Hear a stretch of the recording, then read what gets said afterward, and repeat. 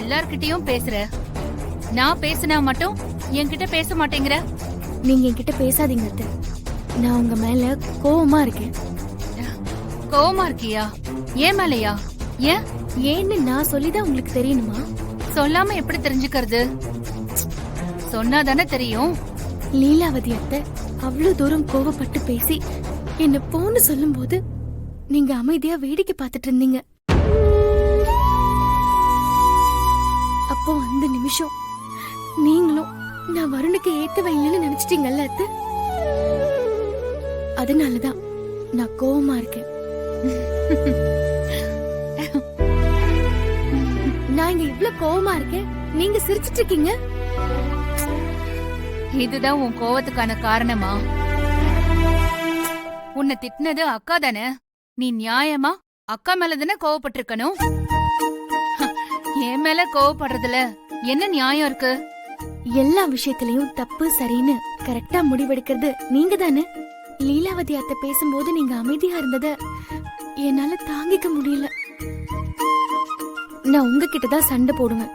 உங்களை விட்டா எனக்கு வேற யாரு இருக்கா? நீங்க தானே எனக்கு எல்லாம். நீங்களே என்ன விட்டு கொடுத்துட்டு அமைதியா இருந்துட்டீங்கல்ல. அட மண்டு, அப்படியெல்லாம் நான் உன்னை விட்டு கொடுத்துருவேனா? அக்கா சொல்லிட்டாங்கன்னு உன்னை போகதான் விட்டுருவேனா? ஹாஸ்பிட்டல்ல வருண அந்த நிலைமையில பார்த்ததும் அக்காவால ஆதங்கத்தை தாங்கிக்க முடியல. கோவத்துல அப்படி பேசிட்டாங்க. ஹாஸ்பிட்டல்ல இருந்ததுனால நானும் இந்த பிரச்சனைய பெருசாக்க வேண்டான்னு அமைதியா இருந்துட்டேன். சும்மா நீங்க சமாளிக்காதீங்க அத்தை.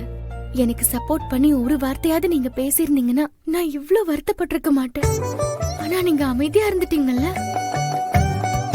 நான் அமைதியா இருந்ததுக்கு பின்னாடி 1000 காரணம் இருக்கு. நீ எதுக்கு அமைதியா இருந்த? எனக்கு அதுக்கு பதில் சொல்லு. அந்த நேரத்துல என்ன பேச சொல்றீங்க? உனக்காக யாரு பேசுறாங்களோ இல்லையோ, நீ இல்ல முதல்ல பேசிருக்கணும். நீயே பேசலன்னா யார் பேசுவா? அக்கா உன்னை போக சொன்னா நீயும் போற. நான் எதுக்கு போகணும்னு நீ கேள்வி கேட்டிருக்கணும். கேட்டியா? உங்க வீட்டு மருமகனா எந்த தப்பும் பண்ணலன்னு சொல்லிருக்கணும்ல. இந்த குடும்பத்துல எனக்கும் அக்காவுக்கும் என்ன உரிமை இருக்கோ அது உனக்கும் இருக்குன்னு சொல்லிருக்கேன்ல. அந்த உரிமைய நிலைநாட்டாம மக்கா இருந்துட்டு